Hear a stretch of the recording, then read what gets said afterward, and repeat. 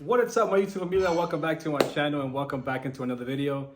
You asked for it, so here we are. I'm gonna show you some stretches, some exercises, and also give you some tips on my issues with plantar fasciitis. Now, I do have to say before I start the video, I'm just a fellow sufferer of plantar fasciitis, right? I'm not a professional, I have no degree in this. I'm just showing you some of the things that help me, and of course, some of the things that I learned from physical therapy and some of the exercises that they recommended while I was doing it. And throughout the video, I'm going to give you some tips so it can help you guys. Hopefully, this can help you guys in some way. So I'm not going to pretend to be a professional, just, showing you what has worked for me. And if it works for you, then that in itself, it's a blessing for me. So without further ado, man, let's get into this video right away. All right, so one of the first stretches that I'm going to show you guys today is using this little buddy right here. It's called a pro stretch. And this just helps you stretch your calf, and it even says it over here, your plantar fasciitis, your Achilles tendonitis, tight calves, tight hamstrings, heel pain. It says on here that it's used to relieve and prevent. I'm not sure how far as it goes as to preventing, but they did recommend this at the shoe store that was basically meant for people who run a lot and also for people to walk a lot. And I do walk a lot. I walk around 5,000 to 10,000 steps per day, at least 4 to 5 times a week, and that's my cardio. As many of you guys know, I'm not able to do excessive cardio, so walking it's my go-to. I can't really run. I can't really be sprinting because of my chest issues and the health issues I have with GERD and whatnot. So I'm gonna show you right away how this works. I'm gonna put it here on my right side. I suffer from my right foot, so. And I'm using this to hang on because I find it easier just to hang on to a wall or hang on to something so you won't, just lose your balance on this. So the first thing is just putting your foot right on top and then just going back and stretch. Oh, that feels so good. That feels so good. This is actually very enjoyable. Very, very enjoyable. When you stretch your calves, it feels so good. You can just feel if you're stressing your calf, like if you feel like your calf is like really stressed over here, it feels really good. Now, the science behind this, from my understanding, is that when I went to physical therapy, they work, not necessarily just on the area where, I was having pain or discomfort, but they try to make you stretch your calves and your hamstring and all even up to your hip. What they're trying to do is basically, again, from my understanding, stretch all these areas because when you're stretching all these areas, you're also pulling your muscles all the way back here. I wouldn't say all the way back here, but you're pulling the muscles that are feeling really tight down here. I had no idea that those muscles were correlated, to be honest, which is something pretty cool to know, right? That all these muscles have to do something with what's going on in the area where you're suffering from plantar fasciitis. So that's something you need to be aware of and that you need to know. I thought it was really cool and really important to know. So that right here, this one is the first thing I'm going to show you, and this is really, really cool to have. So they told me to use it before I start walking and also afterwards because they want me to stretch before and they want me to stretch after my walk. So now we're going into stretch number 2. This is something, again, that I learned through physical therapy, and of course I paid all those sessions, so you guys won't have to pay anything. Okay, you're welcome.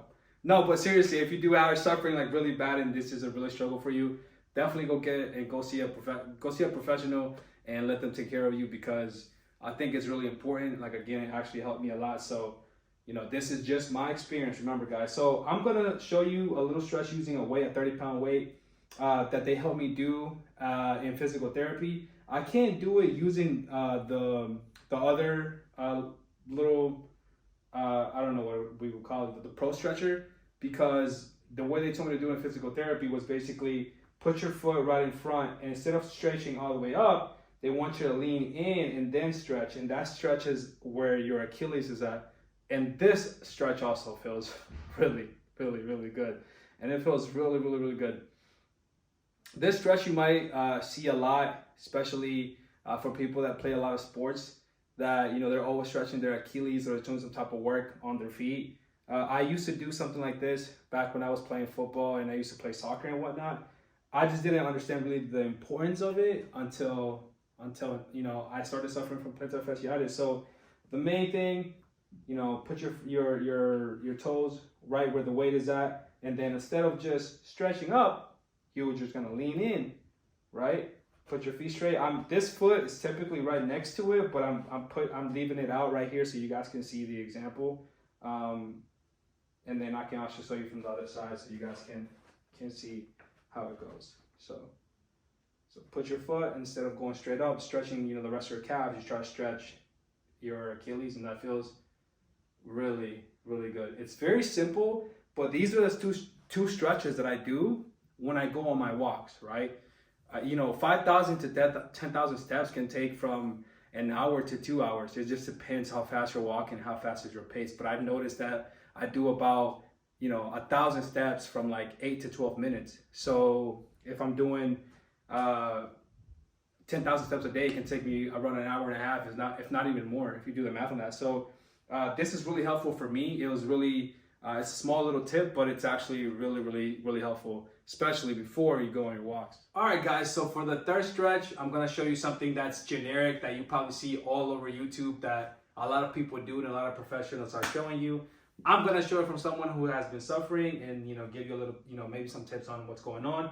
Now, typically, if you see a lot of professionals that are doing with bands that that are meant to I guess for these type of exercises, but in physical therapy, obviously I didn't have one when I came back home. So they told me to use a belt. And this one's pretty stretched. It's a raggedy belt, pretty old belt, and it works just fine. So let's get into what's going on. So just wrap your belt, or if you do have a band, just put it around your toes or your foot side. Lay back and then just pull. Right, and again, you're stretching your calves, you're stretching your hamstring, and also your plantar fasciitis down up there. So the main key to this exercise is not to bend your leg. That was what I got from them the most. Don't bend your leg like this because nothing's working. It's not how hard you pull, right? It's not how hard you're stretching. It's the fact that they want your knees straight, and once your knees straight, you can feel the stretching your calves and your hamstring. And that feels really, really, really good. They typically want you to do this, from what they told me in physical therapy, for about 30 seconds to a minute, depending on your situation, of course. And if you have any questions, it's better to see a professional than you just, someone from YouTube. But I do have to say it did help me a lot. And they told me to do it on both sides for about 3 to 4 times on each side.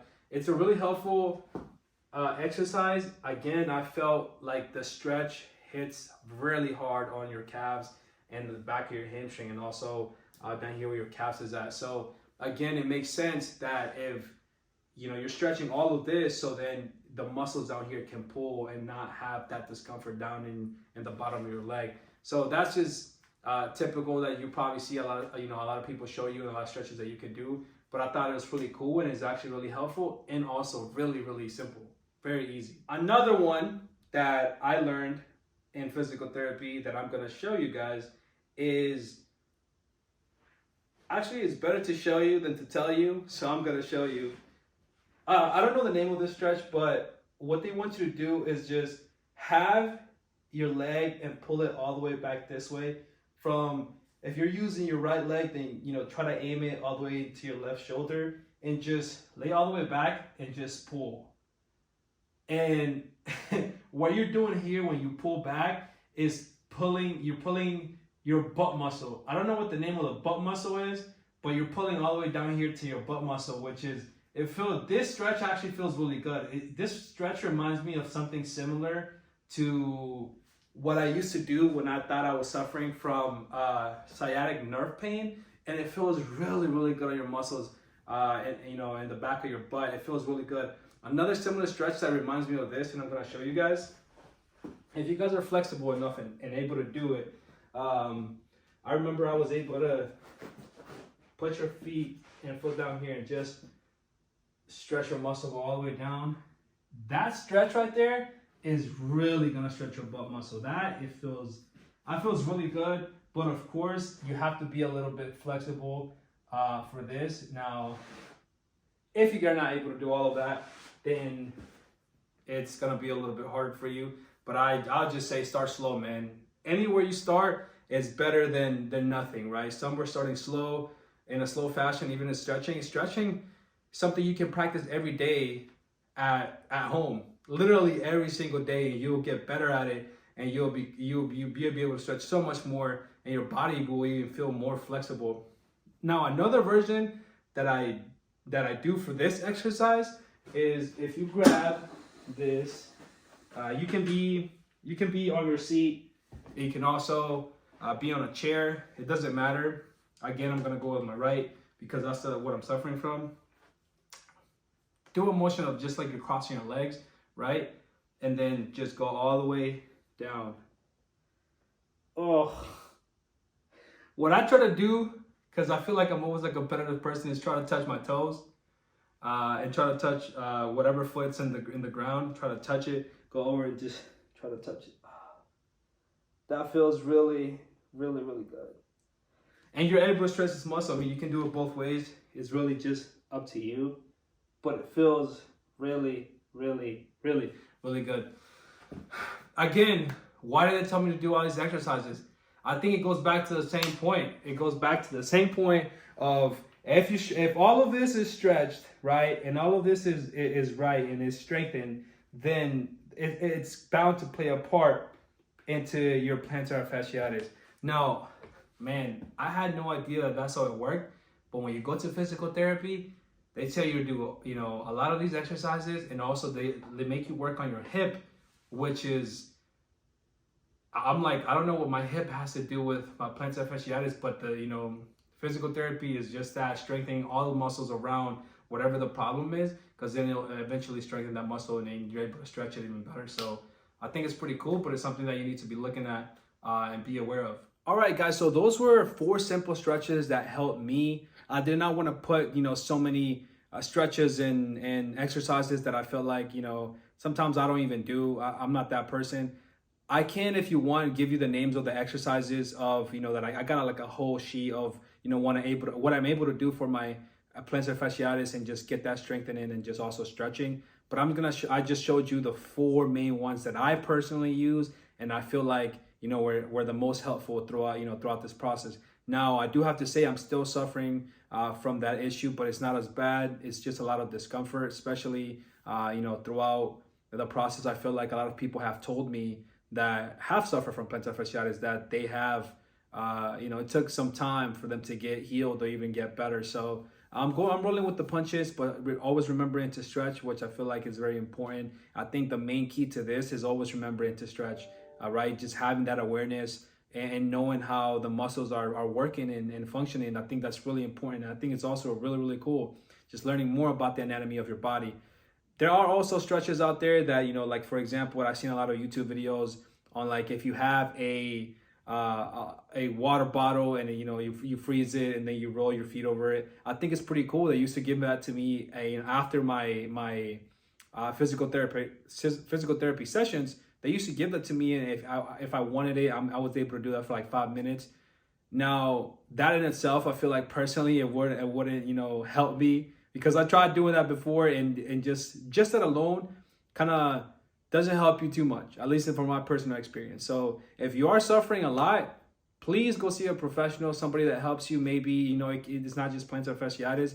I just know when the first time that I went to the physical therapist and she touched that part, and where it was so tense and so tight, like I yelled because it actually hurt so much. And right away she was like, you are suffering from plantar fasciitis and we can help you.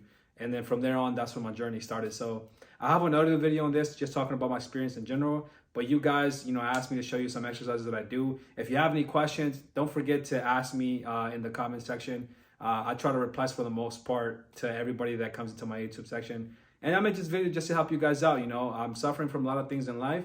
Unfortunately, this is another issue that, you know, has nothing to do with my GERD, has nothing to do with my prostate and all things like that, and the surgeries that I had. So, but I did want to spread some more awareness for the plantar fasciitis and then people who are suffering from it. As always, don't forget to like, subscribe, and share my channel. 90% of you guys that watch my videos are not subbed.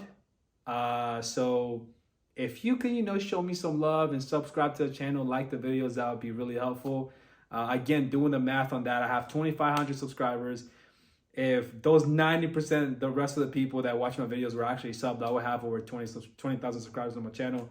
And of course, I don't think that's a reality. But again, as always, you know, if you are able to show some love, I will highly appreciate it. And if you know, if you don't, if you just here to watch the video and just enjoy it, I hope you got something good out of it, because that's what I'm here for. And as always, guys, make sure you take care of yourself, take care of each other, take care of your mental health, which is very important. Thank you for all the love that you showed me throughout this video, throughout my journey and my health issues. And I'm gonna keep you guys posted on anything else. If you have any questions, again, reach out to me. My socials are on YouTube, my Instagram, my Facebook. Just holla at your boy. And as always, peace and love, and see you guys on the next one. Peace.